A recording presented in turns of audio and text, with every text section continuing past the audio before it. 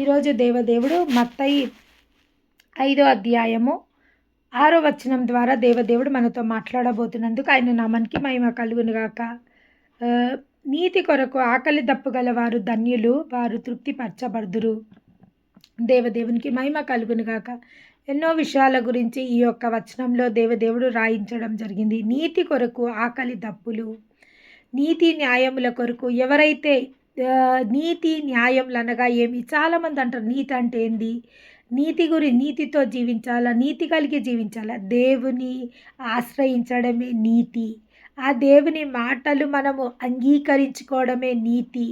ఆ నీతిమంతుని బట్టి మనం కూడా నీతిమంతునిగా మార్చబడాలి అని ఒక సంకల్పమే అది ఒక నీతికి పునాది. మన దేవుడు నీతి న్యాయములు గలవాడు అంటే యథార్థత కలిగి జీవించడమే నీతి కలిగి జీవించడము. దేవునికి లోబడము నీతి. దేవుని మాటలు గైకొనడము నీతి. దేవుని చిత్తం నెరవేర్చడము అది ఒక నీతి. ఎవరైతే దీని నిమిత్తం ఆకలి గలవారు, నీతి న్యాయములు నేను జరిగించాలా, నేను ఎప్పుడు దేవుని మాటలు నేను వినాలా, దేవుని యందు నేను ఆయన ప్రతి ఒక్క మాటలని నేను గైకొనాలా, ఆయన ప్రతి ఒక్క ఆజ్ఞలను నేను చెయ్యాలా, ఆయన చిత్తం ఏందో నా జీవితంలో నిశ్చయంగా నెరవేర్చబడడానికి నేను ప్రయత్నం చెయ్యాలని ఎవరైతే ఆకలిగొని ఉంటారో, ఏమంటుండంటే ఆకలి దప్పులు గల వాళ్ళు ధన్యులు, వారు తృప్తిపరచబడతారు. నువ్వు దేని నిమిత్తం ఈరోజు నువ్వు ఆకలిగొనున్నావు? దేవుని స్వరూపమందు, దేవుని పోలికందు మార్చబడాలని నువ్వు ఆకలిగొనున్నవా? లేదా దేవుని నుంచి ఆత్మ ఫలాలు వరాలు పొందుకోవాలని నువ్వు ఆశ కలిగి ఉన్నవా? లేదా దేవుని నుంచి అద్భుతాలు ఆశ్చర్య కార్యాలు పొందుకోవాలని ఆశ కలిగి ఉన్నవా? లేదా చెయ్యాలని ఆశ కలిగి ఉన్నవా? లేదా ప్రతి పాపశాప దోష శిక్ష నుంచి మనం విడుదల పొందుకోవాలని ఆశ కలిగి ఉన్నవా? లేదా దేవుడు మన ఉద్దేశాలను సఫలపరచాలని ఆశ కలిగి ఉన్నవా? దేవుడు మన సంకల్పాలు నెరవేర్చాలని ఆశ కలిగి ఉన్నవా? ఏ ఆశ నువ్వు దేవునిలో ఈరోజు కలిగి ఉన్నావో దేవుడు ఏమంటున్నంటే ఆ ఆశని ఆయన తృప్తిపరచబోతున్నందుకు దేవునికి మహిమ కలుగునుగాక. నేను ఎప్పుడు చెప్తుంటా, we want to have a passion. మనం ఎప్పుడైతే ఒక ప్యాషన్, ఒక డిజైర్, ఒక సంకల్పం, ఒక ఆశ, ఒక దానికోసం ఒక తృష్ణ కలిగి ఉంటామో అప్పుడు నిశ్చయంగా మన కార్యాలు నెరవేర్చబడతాయి.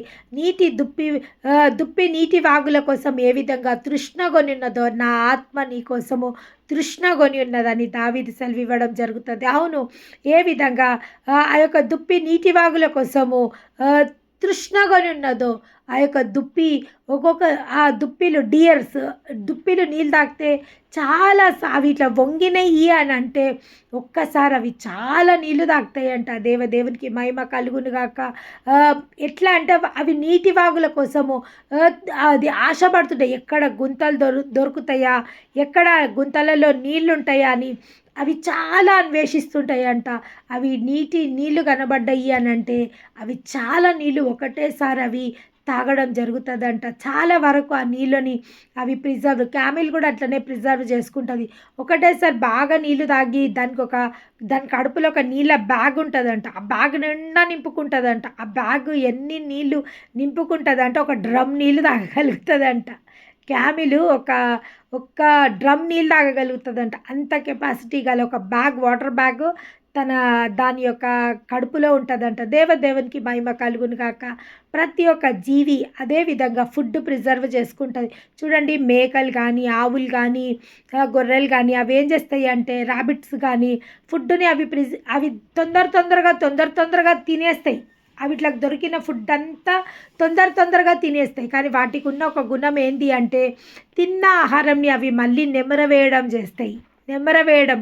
అవి బాగా తినేస్తాయి. ఒకటేసారి తినేసినాక తర్వాత అవి ఏం చేస్తాయి అంటే, తిన్న ఆహారంని నెమరవేయడం జరుగుతుంది. ఆ యొక్క ఆహారాన్ని మళ్ళీ అవి నమిలి మింగి అవి మంచిగా డైజెస్ట్ అయ్యే వరకు చూసుకుంటాయి. ఆ యొక్క జంతువుల నుంచి ఈ యొక్క లక్షణాన్ని మనం ప్రిజర్వ్ చేసుకోవడము. We have to have a passion. దేవుని నీతి కొరకు ఆకలి దప్పి కలిగి ఉండాలా. దేవుని మాటల కోసం మనం ఆకలి కలిగి ఉండాలా. దేవుని యొక్క కార్యాలు చేయడం కోసము, దేవుని యొక్క క్రియలు చేయడం కోసము, దేవుని వెంబడించడం కోసము, దేవుని యందు నిరీక్షించడం కోసం ఎప్పుడైతే మనం ఆకలి దప్పులు కలిగి ఉంటామో మనము మనకు ఏం చేయబడతామంట, మనము తృప్తిపరచబడతాము. ఈ లోకంలో దేన్ని బట్టి మనం తృప్తి పడలేము. ఎందుకంటే ఎవ్రీథింగ్ ఈజ్ టెంపరవరీ. ప్రతిదీ పర్మనెంట్. ఈ లోకంలో ఏది లేదు. మన జీవం కూడా ఈ లోకంలో పర్మనెంట్ లేదు. మనం కూడా ఇంతలో ఉండి అంతలో మాయమైపోయి ఆవిరి వంటిది మన జీవితం. ఎప్పుడు ఈ దీపము ఆరిపోతుందో ఎవ్వరికీ తెలియదు. కానీ ఒక్కటి, మన యొక్క ఆశ, మన యొక్క సంకల్పం, మన యొక్క కోరిక నెరవేర్చే వరకు మన జీవము వెలుగుతూనే ఉంటుంది. జీవం వెలగాలి అని అంటే, ఏ విధంగా ఒక దీపం వెలగాలి అంటే దానికి ఆయిల్ అవసరం. దీపం వెలగాలంటే ఆయిల్ అవసరం. అదేవిధంగా మన ఈ బతుకు జీవుడు మనలో జీవించాలంటే మనకు కావాల్సింది ఒక ప్యాషన్, ఒక డిజైర్, ఒక సంకల్పం, ఒక ఉద్దేశం. మన సంకల్పాలు, మన ఉద్దేశాలు నిశ్చయంగా నెరవేర్చబడే వరకు మరణం కూడా మనని ముట్టలేదంట. దేవునికి మహిమ కలుగును గాక. మనకు కావాల్సింది ఆయన మాటని నెరవేర్చే హృదయము, ఆయనకు లోబడే హృదయము, ఆయన పరిశుద్ధతలో పాల్పంపులు పొందుకునే హృదయం. ఇవన్నీ నీతికి సూచనలు. నీతి అంటే ఏంది? నీతి అంటే ఇంకా ఏమీ కాదు. ఆయన యందు నిరీక్షణ కలిగి ఉండడం నీతి, ఆయన యొక్క చిత్తంని నెరవేర్చడం నీతి, ఆయన యొక్క ఆజ్ఞలను పాటించడం నీతి. ఆయన పరిశుద్ధతలో మనం పాల్పంపులు పొందుకుంటాము. అదే ఒక నీతిగా ఎంచబడ్డది. దేవుని నీతిగా అది ఎంచబడ్డది. దేవునికి మహిమ కలుగును గాక. అదేవిధంగా కనికరం గలవాడు ధన్యుడు, వాడు కనికరము పొందుదుడు. హృదయశుద్ధి గలవాడు ధన్యుడు, వాడు దేవుని చూచెదరు. ఎన్నో విషయాల గురించి దేవుడు ఈ 5వ అధ్యాయంలో రాయించడం జరిగింది. ప్రతిదీ దేవుని రాజ్యంలో నువ్వు ఏది చేసినా, నీ యొక్క ప్రజల కోసం నువ్వు ఏది చేసినా, నీ యొక్క సంఘం కోసం నువ్వు ఏది చేసినా, దేవుని నామంలో ఏది చేసినా ఇట్ విల్ బీ రివార్డెడ్. దేవుని రాజ్యంలో మనం ఏది చేసినా, దేవుని బిడ్డల కోసము, దేవుడి కోసము ఏది చేసినా కానీ దానికి ఖచ్చితంగా మనకు ఒక బహుమానం ఉంటుంది. ఈ యొక్క లోకంలో మనుషులు మన యొక్క మేళ్ళు పొందుకొని వాళ్ళు కృతజ్ఞతాహీనులుగా ప్రవర్తించవచ్చు, లేదా మన మేళ్ళు పొందుకొని వాళ్ళు మన నుంచి దూరం అయిపోవచ్చు, లేదా మన మేళ్ళు పొందుకొని వాళ్ళు మన నుంచి వైదొలిగిపోవచ్చు, లేదా మేళ్ళు పొందుకొని వాళ్ళు కృతజ్ఞతాహీనులుగా మారిపోవచ్చు.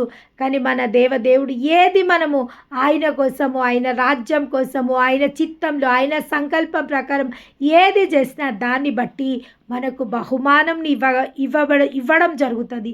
దాన్ని బట్టి మనకు బహుమానం ఇవ్వడం జరుగుతుంది. దాన్ని బట్టి మన జీవితంలో మేలు పొందుకోవడం జరుగుతుంది. అందుకే దేవుడు సెలవిచ్చి, నువ్వు ఏది విత్తుతావో అది నువ్వు కోస్తావు. ఏది విత్తుతావు? నువ్వు మంచితనం విత్తుతున్నావా ఈరోజు? లేదా పరిశుద్ధతను విత్తుతున్నావా? లేదా నీతి కార్యములను విత్తుతున్నావా? లేదా సత్క్రియలను నువ్వు విత్తుతున్నావా? ఏది విత్తుతున్నావో నువ్వు ఈరోజు, ఏ విధంగా నువ్వు జీవిస్తున్నావో, నీ జీవితాన్ని బట్టి ఏది నువ్వు ఇతరులకు చేస్తున్నావో దాన్ని బట్టి నీ యొక్క దీవెనలు ఆధారపడింది. దేవుడు ఈ లోకానికి బలియాగంగా సమర్పించడానికి రాబడ్డాడు. ఆయననైనా సమర్పించుకుండు, ఆయననైనా అర్పించుకోవడం జరిగింది. ఆయననైనా ఎప్పుడైతే అర్పించుకోవాలని ఒక సంకల్పం ప్రకారము, ఆయననైనా సమర్పించుకోవాలని ఒక సంకల్పం ప్రకారం లోక పాపములు మోసుకొని పోయేటి దేవుని గొర్రెపిల్ల, ఒక గొర్రెపిల్లగా ఈ లోకంలోకి ఆయన రావడం జరిగింది. ఆయన ఒక సంకల్పం ప్రకారం ఈ లోకంలోకి రావడం జరిగింది. ఒక ఉద్దేశం ప్రకారం ఆయన ఈ లోకంలోకి రావడం జరిగింది. ఆయన తనను బలిగా సమర్పించుకోవడం ఈ లోకంలోకి రావడం జరిగింది. ప్రతి ఒక్క పాపశాప దోష శిక్షని ఆయన భరించడానికి ఈ లోకంలోకి రావడం జరిగింది. అబ్రహాం దేవుని నమ్మెను, అబ్రహాం దేవుని నమ్మెను, అది నీతిగా ఎంచబడెను. అబ్రహాంని దేవుని నమ్ముకోవడం కూడా దేవుని దృష్టికి అది నీతిగా ఎంచబడ్డది. ఈరోజు నువ్వు దేవుని నమ్ముకుంటున్నావా? అవును, నీ యొక్క క్షేమకాలంలో కూడా నువ్వు దేవుని నమ్ముకుంటున్నావా? నీ యొక్క ఇబ్బందిలో కూడా నువ్వు దేవుని ఆశ్రయించినవా? ఇంకా దేవుడు నీ జీవితంలో ఏ మేలు జరపకపోయినా కానీ, ఏ మేలు నీ జీవితంలో, ఏ మార్పులు నీ జీవితంలో నువ్వు చూడకున్నా ఇంకా నువ్వు దేవుని వెంబడిస్తున్నవా? ఇంకా నువ్వు దేవుని యందు నిరీక్షణ కలిగి ఉన్నవా? ఇంకా దేవుని హత్తుకొని జీవించగలుగుతున్నవా? నీతిమంతుల జాబితాలో దేవుడు నిన్ను చేర్చుకోవడం జరుగుతుంది. అప్పుడు ఏం జరుగుతుందంటే నీ యొక్క నీవు తృప్తిపరచబడతావు. ఏ కోరిక మేరకు, ఏ ఉద్దేశము మేరకు, ఏ యొక్క సంకల్పం మేరకు నీ యొక్క ఆశ కలిగి ఉన్నవు, ఆశగల ప్రాణాన్ని దేవుడు తృప్తిపరచడం జరుగుతుంది. దేవునికి మహిమ కలుగునుగాక. ఈరోజు నువ్వు దేవుని రాజ్యం కోసము ఏది త్యాగం చేసినా, ఏది నువ్వు ఆ రాజ్యం కోసం నువ్వు ఏది ఇచ్చినా కానీ, ఆ దేవుని రాజ్యం కోసము నీ యొక్క నీ క్రియలని, నీ యొక్క పనులని, లేదా నీ యొక్క ప్రయాసంని, ఏది దేవుని రాజ్యం కోసం, లేదా నీ డబ్బుని, ఏది నీ యొక్క ఎనర్జీని, ఏది దేవుని రాజ్యం కోసము నువ్వు వెచ్చించడం జరుగుతుందో, ఏది నువ్వు ఆ దేవుని రాజ్యం కోసము నువ్వు ఇవ్వడం జరుగుతుందో, it will be surely rewarded. దేవునికి మహిమ కలుగునుగాక. అది నిశ్చయంగా అది దీవెంపబడుతుంది. అది నిశ్చయంగా ఆ యొక్క బహుమానానికి పాత్రురాలుగా అది చేయబడుతుంది. అందును బట్టి దేవునికి మహిమ కలుగునుగాక. అవును, మన తల్లి మనని పాపంలోనే గర్భం ధరించింది, మనం పాపంలోనే ఈ లోకంకి వచ్చినాము. కానీ దేవుని పరిశుద్ధ రక్తం ద్వారా మనము నీతిమంతులుగా మార్చబడ్డాం. ఆయన నీతిని బట్టి ఆ దేవుడు మనని నీతిమంతులుగా మార్చిండు. నీతిమంతులుగా మార్చడానికి ఆయన స్వరక్తాన్ని మన కోసం చిందించడం జరిగింది. ఆయన పరిశుద్ధ రక్తాన్ని మన కోసం చిందించడం జరిగింది. మనని నీతిమంతుల జాబితాలో చేర్చడం కోసము ఆయన శాపంగా మార్చబడ్డాడు, ఆయన పాపంగా మార్చబడ్డాడు, ఆయన వెలివేయబడ్డాడు, ఆయన తిరస్కరింపబడ్డాడు, ఆయన దూషింపబడ్డాడు, ఆయన ద్వేషింపబడ్డాడు. ఎందుకనగా ఆ ద్వేషం నుంచి మనల్ని విడిపించడం కోసం, ఆ దూషణల నుండి మనల్ని విడిపించడం కోసం, ఆ పాపం నుంచి మనల్ని విడిపించడం కోసం, ఆ శాపంల నుంచి మనల్ని విడిపించడం కోసము, ఆ అతిక్రమంల నుంచి మనల్ని విడిపించడం కోసము, ఆ యొక్క నీచ స్థితిని ఉన్నత స్థితిగా మార్చడం కోసము ఆ దేవుడు మన కోసం క్రయధనంగా ఆయనని బలిగా సమర్పించుకున్న దేవుని బట్టి ఆ దేవునికి మహిమ కలుగునుగాక. ఆయన శాపం పాలైపోయి, ఆయన పాపం పాలైపోయి మనని పరిశుద్ధులుగా చేసిన దేవునికి మహిమ కలుగునుగాక. ఆయన నీతిని బట్టి మనని నీతిమంతులుగా చేసిన దేవునికి మహిమ కలుగునుగాక. మన యొక్క క్రియలని నీతి క్రియలుగా మార్చిన దేవునికి మహిమ కలుగునుగాక. మనకు నిరీక్షణకు ఆధారమైన దేవునికి మహిమ కలుగునుగాక. మనకు బోధకుడుగా ఉన్న దేవునికి మహిమ కలుగునుగాక. మన దేవుడు మంచి బోధకుడు. ప్రతి సమయంలో మనకు కావాల్సిన బలిష్టమైన ఆహారంని ఆయన మనకు భుజించడానికి వాక్యం అనే ఆహారం చేత ఆ దేవుడు ప్రతి క్షణము మనం బలపరచడం జరుగుతుంది. ఎప్పుడైతే మనం బలహీనులుగా మార్చబడుతున్నామో, కొన్నిసార్లు మన తలంపులలో మనం బలహీనులం అయిపోతాం, కొన్నిసార్లు మన మాటలలో బలహీనులం అయిపోతాం, కొన్నిసార్లు మన దేహంలో బలహీనులం అయిపోతాం. కానీ ఎప్పుడైతే నువ్వు బలహీనురాలు అయ్యి ఆ దేవుని శరణ జొస్తావో, అప్పుడు ఆ దేవుడి నుంచి నువ్వు బలంని పొందుకోగలుగుతావు. ఎప్పుడైతే నీకు ఆశ్రయంగా చేసుకోవడం జరుగుతుందో, అప్పుడు ఆ యొక్క ఆశ్రయ దుర్గమైన దేవుని నుంచి నువ్వు ఆశ్రయమును పొందుకోగలుగుతావు. నీకు ఈ లోకంలో ఎవరన్నా నమ్మదగిన వారు ఎవరు ఉన్నారంటే ఆ దేవుడే నీకు నమ్మదగిన ఆశ్రయ దుర్గంగా ఉన్నాడు. ఎందరైతే ఆయనను ఆశ్రయిస్తారో, ఎందరైతే ఆయనని నమ్ముకుంటారో వారందరినీ ఆయన దీవించే దేవుడు, వాళ్ళ బలీనతలను బలంగా మార్చే దేవుడు, ఆయన వాళ్ళందరినీ సేద తీర్చే గొప్ప దేవునికి మహిమ కలుగును గాక. అవును, ఎప్పుడైతే నీతిమంతులుగా జీవించాలనే ఒక ఆకలి దప్పిక మనం కలిగి ఉంటామో, అవును. Desire, a passion changes a lot. మన లైఫ్‌ని చేంజ్ చేయాలంటే ఒక సంకల్పము, ఒక ఉద్దేశము, ఒక ప్రణాళిక, ఒక ప్యాషను, దానికోసం అది పొందుకోవాలని ఒక పిచ్చి ఎప్పుడైతే మనము దానికోసం డెవలప్‌మెంట్ చేయగలుగుతామో, అప్పుడు మన యొక్క సంకల్పాలు నిశ్చయంగా నెరవేర్చబడతాయి. ఆయన యొక్క కరుణ కటాక్షములు మనకు దీవెనగా మనం పొందుకోగలుగుతాము. దేవునికి మహిమ కలుగును గాక. ఒకవేళ మనలోనే కోరికనే లేదంటే, ఆ కోరికను ఆయన ఎట్లా సిద్ధింపజేస్తాడు? మనలో ఆలోచనలే లేవనుకోండి, మన ఆలోచనలను ఆయన యావత్తు ఎట్లా సఫలపరచగలుగుతాడు?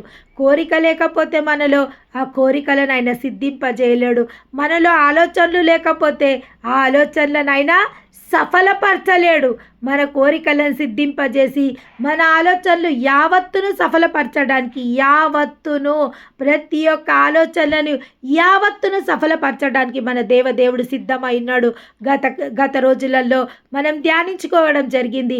పరిశుద్ధాత్ముడు మన యొక్క హృదయ వాంఛని, దేవుని యొక్క చిత్తాన్ని దేవుని సన్నిధిలో మొరపెట్టడం జరుగుతుంది అని దేవునికి మహిమ కలుగును గాక. చూడండి, పరిశుద్ధాత్ముడు ఎంత గొప్ప దేవుడో, ఎంత కనికరం గల దేవుడో. మన యొక్క హృదయాన్ని, దేవుని యొక్క చిత్తాన్ని ఎరిగి దాని ప్రకారము మన కోసము ఆయన విజ్ఞాపన చేస్తాడంట. దేవునికి మహిమ కలుగును గాక. దేవుని సన్నిధిలో మన హృదయాన్ని, దేవుని చిత్తాన్ని కలిపి ఆయన విన్నవించడం జరుగుతుందంట. దేవునికి మహిమ కలుగును గాక. అవును, మన హృదయంలో ఏదున్నా ఇట్స్ మీన్స్ ఎ లాట్. దేవునికి అది చాలా ప్రయారిటీ ఇస్తాడు. మనం ఏదో ఒకటి అనుకుంటున్నాం, ఆయన ఏదో ఒకటి చేయడం. మనం ఏదో ఒకటి కావాలనుకుంటున్నాం, ఆయన ఏదో ఒకటి ఇవ్వడం. మనకి ఏదో ఒకటి మనం పొందుకోవాలనుకుంటున్నాం, ఏదో ఒకటి ఆయనకు మనకి ఇచ్చేయడం కాదు. దేవుడు మన ప్రతి ఒక్క అవసరతలను ఆయన మహిమైశ్వర్యంతో తీర్చడానికి సిద్ధంగా ఉండు. కొన్నిసార్లు ఆలస్యం జరుగుతుంటుంది. ఆలస్యంలో 2 అనుమానాలు మనకు వస్తాయి. ఏంటంటే, అసలు ఇది జరుగుతుందా, జరగదా, లేదా ఇది దేవుని సంకల్పమా కాదా, దేవుని చిత్తమా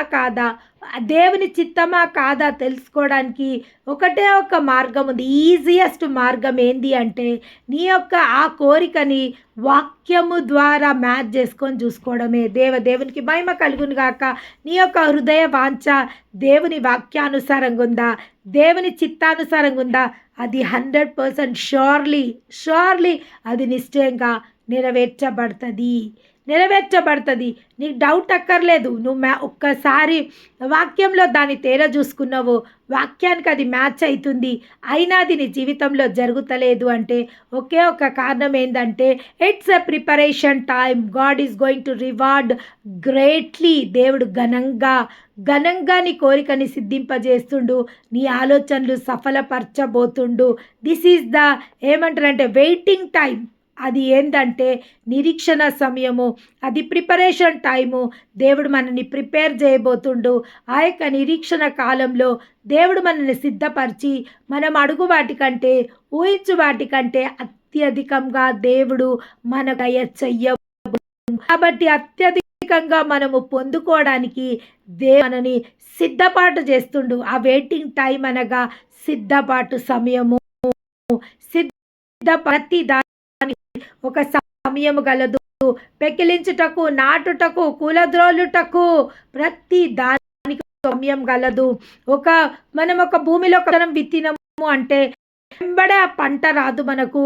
మొట్టమొదట నేను ఎప్పుడు చెప్తుంటా, ఆ భూమిని దున్నబడాల, చదును చేయడాల, చారలెయ్యాల. అప్పుడు ఆ విత్తనములు ఆ భూమిలో దాన్ని నీరు కట్టినప్పుడు అది మొలకెత్తడం జరుగుతుంది. మొలకెత్తిన ఆ యొక్క చిన్న మొలక అది ఒక మహావృక్షంగా కావడానికి, లేదా దానికి పువ్వులు పూయడానికి, దానికి కాయలు కాయడానికి, దానికి ధాన్యము దాని నుంచి రావడానికి ఒక కోతకాలము ఉంది. ఆ కోత కాలంలో ఆ యొక్క పంట పనలతో మోసుకొని మన ఇంటికి చేర్చబడ్డం జరుగుతుంది. పనులు నీ ఇంటికి చేర్చబడి దీర్ఘాయుషుతో నువ్వు తృప్తిపరచబడతావని ఈరోజు ఉదయకాల సమయంలో దేవదేవుడు మాట్లాడడం జరిగింది. ఆయన నామానికి మహిమ కలుగును గాక. అవును. పనలు వాటి పనలు వాటి కాలమందు నీ ఇల్లు చేరి దీర్ఘాయుష్మతి చేత నీవు తృప్తిపరచవని ఉదయకాల సమయంలో దేవదేవుడు మాట్లాడడం జరిగింది. ఆయన నామానికి మహిమ కలుగును గాక. తామర పుష్పముకు మంచున్నట్టు నేను నీకు ఉంటానని దేవదేవుడు మాట్లాడడం జరిగింది. అవును, నీ యొక్క ప్రతి ఒక్క కార్యములలో నేను సఫలం చేయబోతున్నాను దేవదేవుడు ఉదయకాల సమయంలో మాట్లాడడం జరిగింది. అందును బట్టి దేవుని నామ మహిమ కలుగును గాక. అవును, ఆ దేవునికి మన పట్ల ఆయనకున్న ఉద్దేశాలు, మన పట్ల ఆయనకున్న ప్రణాళికలు ఎంతో ఎంతో గొప్పవి, ఎంతో హెచ్చుగా ఉన్నాయి. నీ తలంపుల కంటే నా తలంపులు, మీ ఆలోచనల కంటే నా ఆలోచనలు ఎంతో ఎంతో హెచ్చుగా ఉన్నాయన్న దేవదేవుడు సెలవివ్వడం జరిగింది. అవును, మన సామర్థ్యత బట్టి, మన యొక్క స్తోమతను బట్టి మనం ఆలోచిస్తాము. ఏ దీవెనలనైనా మన యొక్క స్తోమతను బట్టి, మన యొక్క సంకల్పంని బట్టి, మనకు ఉద్దేశాలను బట్టి మనం ఆలోచించడం జరుగుతుంది. అడుగు వాటికంటే, ఊహించు వాటికంటే అత్యధికంగా మన జీవితంలో దయచేయాలనే ఒక సంకల్పంతో, ఒక ఆశతో, ఒక ప్రణాళికతో, ఒక ఉద్దేశంతో ఆ దేవుడు ఒక ఉద్దేశంని, ఒక సంకల్పం, ఒక ప్రణాళికని ఆ దేవదేవుడు కలిగి ఉన్నాడు. అందును బట్టి మన దేవునికి మహిమ కలుగును గాక. అవును, మన మంచి కుమ్మరి మనని ఏ విధంగా ఆ యొక్క స్థానపై పెట్టి ఆయనకు నచ్చిన పాత్రగా, ఆయనకు మెచ్చిన పాత్రగా మనని చేసుకొని ఉన్నాడు. ఈ యొక్క మట్టి గట్ట ఆయన మహిమైదైశ్వర్యం నుంచి ఉన్నాడు. ఆ యొక్క ఆయన స్వరూపంలో, ఆయన పోలికలలో మనం చేసి ఉన్నాడు. మన నాసిక రంధ్రాలలో ఆయన ప్రాణవాయుని ఉది ఉన్నాడు.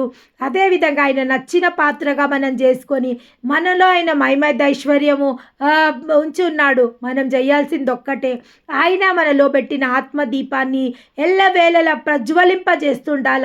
ఎల్లవేళలా సమరుని ఆ యొక్క దీపంకి అందించుకుంటూ మన నీతి క్రియలను బట్టి, మన యొక్క కార్యములను బట్టి ఆ యొక్క మనలో ఉన్న ఆత్మదీపాన్ని ప్రజ్వలింపజేస్తూనే ఉండాలా. మన ఆత్మదీపం అఖండ జ్యోతిగా అది ప్రజ్వలిల్లుతూనే ఉండాలా. ఆ యొక్క వెలుగుకు అనేకులు వచ్చి వెలిగింపబడుతూనే ఉండాలా. ఇది మన పట్ల దేవుని యొక్క సంకల్పము, మన పట్ల దేవుని యొక్క ఉద్దేశమయ్యింది. అందుకే దేవుడు ఏమంటుండంటే, నీతిమంతుల కొరకు ఆకలి దప్పులు గలవారు ధన్యులు, నీతి కొరకు ఆకలి దప్పులు గలవారు ధన్యులు, వారు తృప్తిపరచబడతారు. ఈరోజు నీకే ఆశ ఉంది, నీ ఆశని తీర్చడానికి దేవుడు సిద్ధంగా ఉండు. నీ కోరికలను సిద్ధింపజేసి నీ ఆలోచనలు యావత్తును సఫలపరచడానికి మన దేవుడు సిద్ధమై ఉండు. ఈరోజు మన ఆశ, మన సంకల్పం ఒక్కటే ఉండాలి. దేవుని రాజ్యం కోసము, దేవుని రాజ్య విస్తరం కోసము, దేవుని రాజ్యం కోసం పాటుపడాలా. ఎందుకంటే ఎప్పుడైతే మనం దేవుని రాజ్యమును వెతుకుతామో సమస్తము మనకు అనుగ్రహింపబడుతుంది. దేవుని రాజ్యం కోసం ఎప్పుడైతే మనము ప్రయాస పడతామో ప్రతి ప్రయాస దేవుని చేత అది తీర్చబడుతుంది. ఎప్పుడైతే దేవుని రాజ్యం కోసము మనం ఏది చేసినా అది తిరిగి జీవితంలో దీవెనకరంగా మార్చబడుతుంది.